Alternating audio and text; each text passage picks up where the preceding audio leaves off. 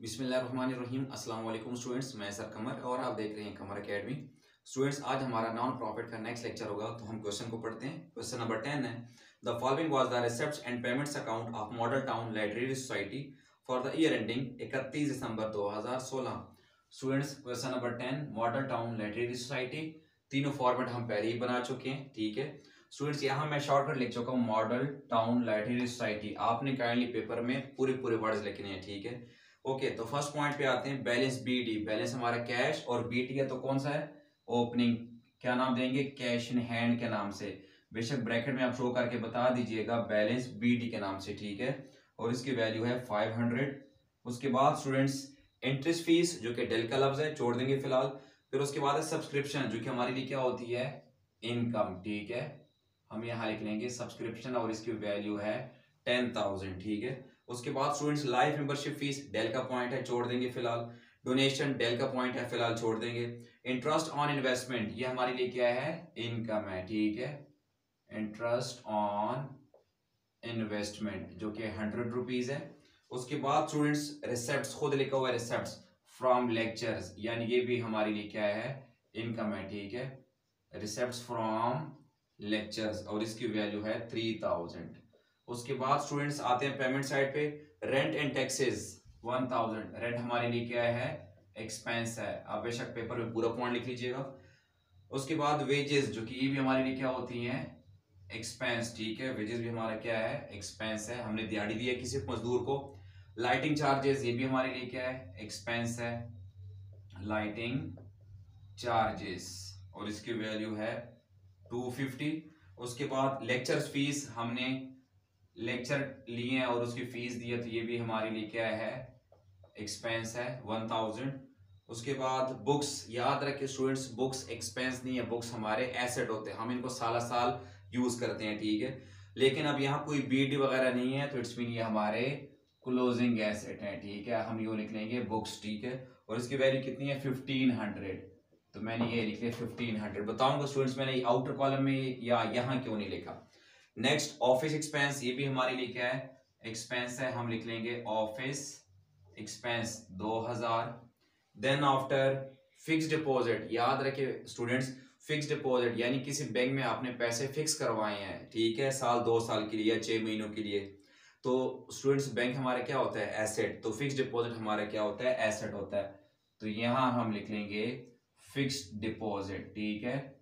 और इसकी वैल्यू हम फिलहाल इनर कॉलम में, हो सकता है इसमें भी कोई एडजस्टमेंट हो, ठीक है। 10,000 इसकी वैल्यू है। और स्टूडेंट्स, इसके साथ ब्रैकेट में कुछ लिखा हुआ है, ऑन 1/7/16 लेट्स सी, इसको हम बाद में देखते हैं। Next students, furniture, cash in hand, cash and bank, तीनों हमारे एसेट हैं। लेकिन तीनों में से किसी के साथ B/D वगैरह कुछ भी नहीं लिखा, तो इसमें तीनों हमारे कौन से एसेट है? क्लोजिंग एसेट है, ठीक है। तो हम पहले कैश इन हैंड और कैश एंड बैंक को यहां लिख लेंगे, cash in hand and cash and bank, ठीक है। और इनकी वैल्यू हम बाहर लिख लेते हैं 50 एंड 800।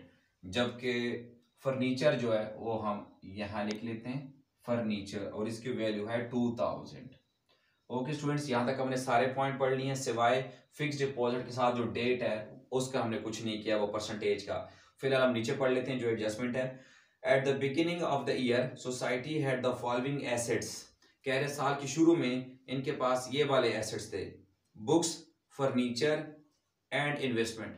याद रखें स्टूडेंट्स, बुक्स भी हमारे एसेट हैं, फर्नीचर भी हमारा एसेट है और इन्वेस्टमेंट भी हमारा एसेट है।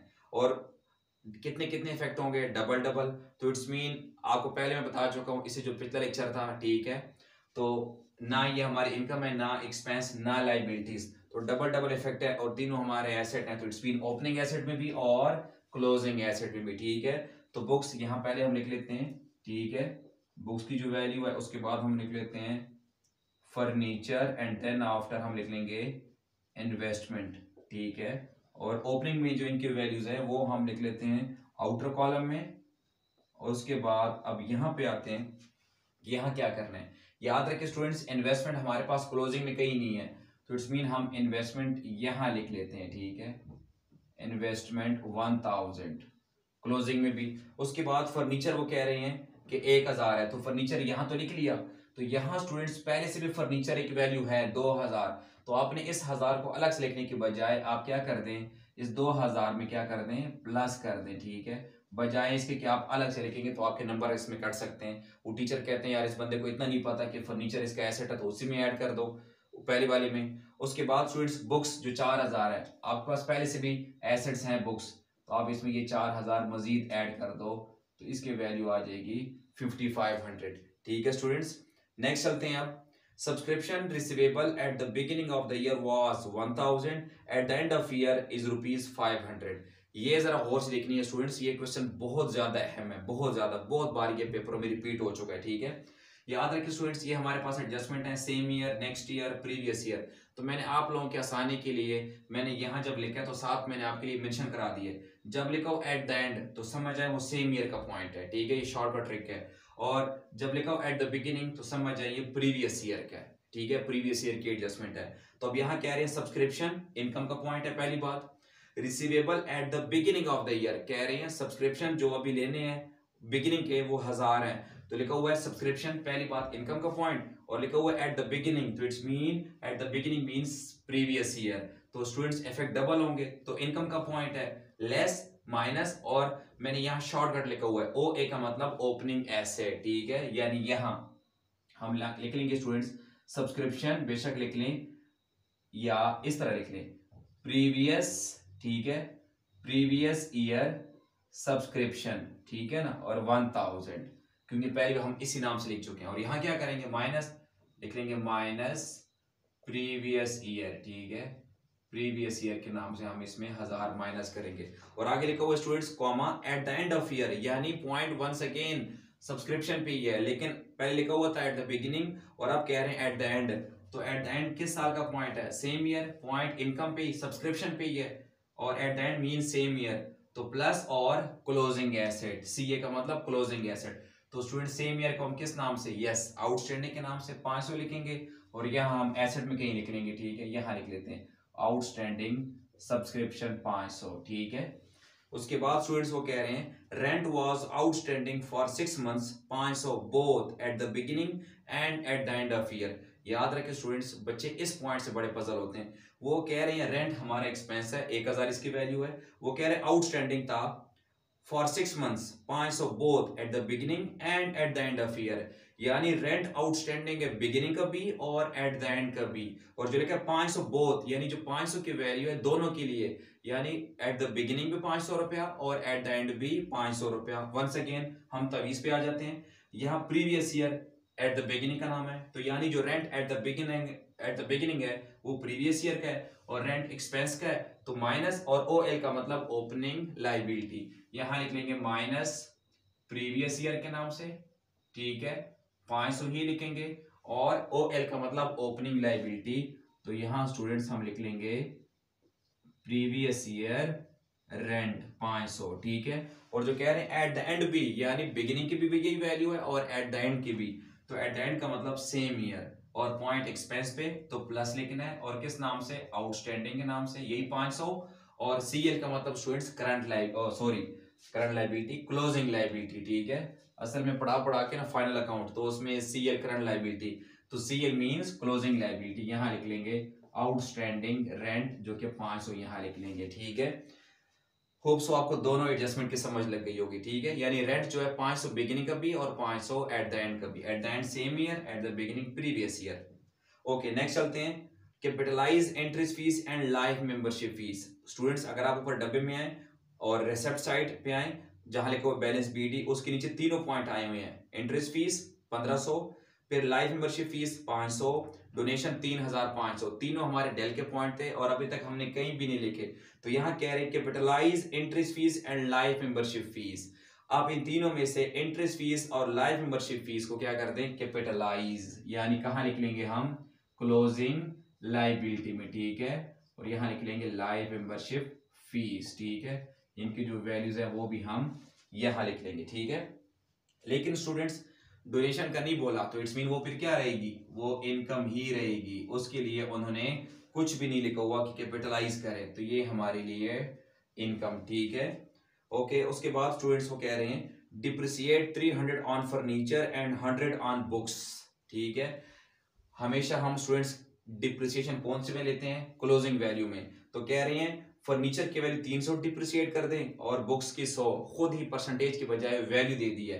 तो स्टूडेंट्स हम यहाँ लिख लेंगे फर्नीचर के नीचे माइनस डिप्रिसिएशन, यहाँ 300 लेस करेंगे 2700 वैल्यू बाहर आ जाएगी, और यहाँ लिख लेंगे एक्सपेंस वाली साइड डिप्रिसिएशन ऑन फर्नीचर 300, और स्टूडेंट्स जो बुक्स की है यहाँ लिख लेंगे माइनस डिप्रिसिएशन 100 रुपया, माइनस कर देंगे बाकी वैल्यू बाहर आ जाएगी, और यहाँ लिख लेंगे डिप्रिसिएशन ऑन बुक्स, ठीक है, 100 रुपीज आउटर कॉलम में, क्योंकि स्टूडेंट्स डिप्रिसिएशन हमारे लिए क्या है, एक्सपेंस, वैल्यू कम हो जाएगी, तो इधर से माइनस और यहाँ एक्सपेंस।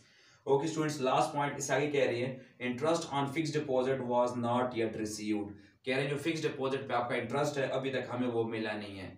अब स्टूडेंट्स यहाँ इस पॉइंट से स्टूडेंट्स बड़े पजल होते हैं कि क्या मतलब, ये कौन सा पॉइंट है।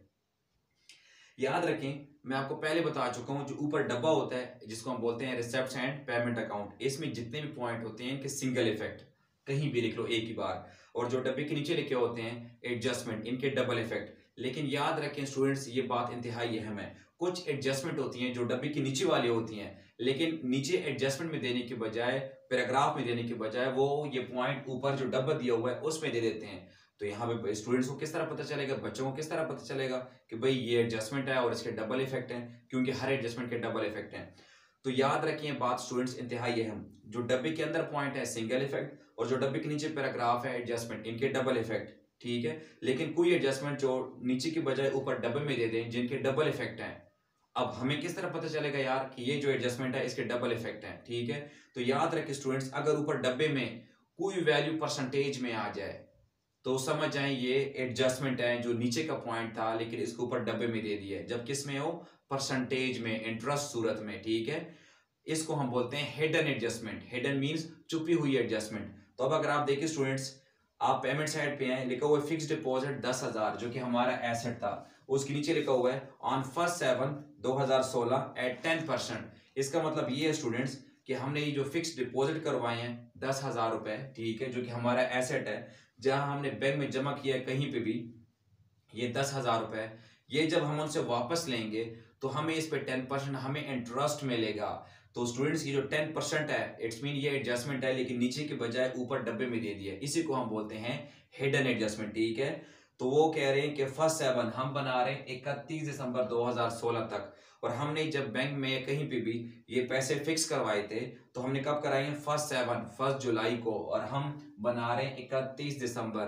तो इट्स मीन हम उनसे उस पर 10% इंटरेस्ट लेंगे, जो हमने उनको 10,000 रुपया फिक्स करवाया है, जब उनसे हम वापस लेंगे तो 10,000 के साथ हम उनसे उस पर 10% क्या लेंगे, इंटरेस्ट।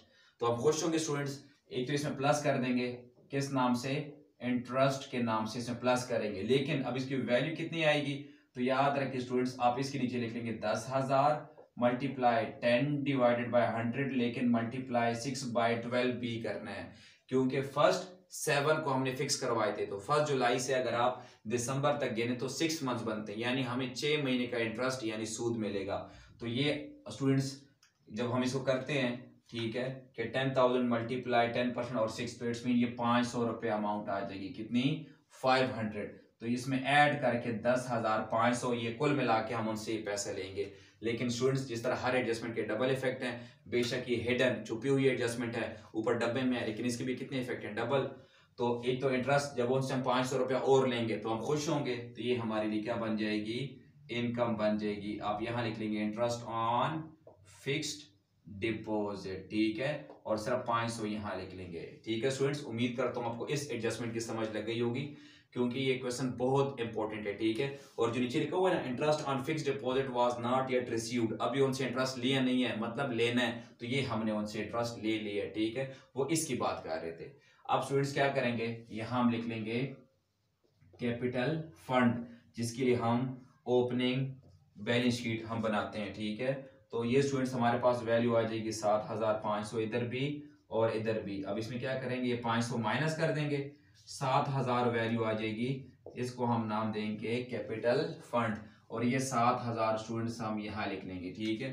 अब आते हैं यहाँ पे, ठीक है, इनको सॉल्व आउट करते हैं, तो ये हमारे पास स्टूडेंट्स 1000 वैल्यू बाहर आ जाएगी, और ये 9,500 की। तो अब देखते हैं स्टूडेंट्स हमारे पास साइड कौन सी बड़ी है, तो वंस अगेन यहाँ पर हमारे पास जो सोल्यूशन है उसके मुताबिक सरप्लस है, तो इट्स मीन इनकम साइड बड़ी है। लेकिन स्टूडेंट्स बार बार कह रहा हूँ, पेपर में आपने ऐसे नहीं करना। पेपर में आपने इनकम साइड को प्लस करके कहीं रफ में लिख देना और एक्सपेंस वाले को फिर आपने देखना है, कंपैरिजन करना है कि साइड कौन सी बड़ी है, फिर आपने उसको उसके बाद ही दोनों तरफ लिख देना है, ठीक है। अब स्टूडेंट्स इनको हमने प्लस किया तो ये वैल्यू आ जाएगी 16,600, इधर भी लिख लेंगे और इधर भी। अब इसमें क्या करेंगे, ये जो सारे एक्सपेंस है वो हम माइनस कर देंगे ताकि हमारे पास सरप्लस की वैल्यू आ जाए, ठीक है। तो स्टूडेंट्स हमारे पास जो आंसर आया है सरप्लस का वो आ गया है 11,450 और इसको हम क्या नाम देंगे, सरप्लस। और ये क्या करेंगे स्टूडेंट्स, इधर आके हम कैपिटल फंड में इसको हम ऐड कर देंगे, ठीक है, 11,450। अब इन दोनों को ऐड करेंगे तो ये 18,450 बाहर लिख लेंगे। अब क्या करेंगे स्टूडेंट्स, ये लाइबिलिटी की दोनों दो लाइबिलिटी वाली साइड को प्लस कर देंगे, ठीक है, ताकि हमारे पास जो आंसर है वो आ जाए। तो स्टूडेंट्स हमारी लाइबिलिटी वाली साइड का आंसर आ गया 2950, ठीक है, 20,950, जो कि बुक में भी यही आंसर है। और यहाँ हम आ जाते हैं जो एसेट वाली साइड है, इनको भी हम देख लेते हैं, ठीक है, कि इसका कितना आंसर आ रहा है। काइंडली स्टूडेंट्स आपने पेपर में जरा फॉर्मेट जो है वो जरा साफ साफ बनाने हैं, ठीक है, ताकि आपके नंबर ना कटें। तो हम इनको भी प्लस कर लेते हैं और देखते हैं कि आंसर सेम आ रहा है कि नहीं आ रहा। तो स्टूडेंट्स हमारे पास जो एसेट्स का आंसर है वो भी यही आ रहा है 20,950। और स्टूडेंट्स यहाँ तक हमारा क्वेश्चन प्रूफ हो गया है क्योंकि बैलेंस शीट भी इक्वल आ गया है। और स्टूडेंट्स यहीं तक हमारा लेक्चर भी कंप्लीट हो गया है।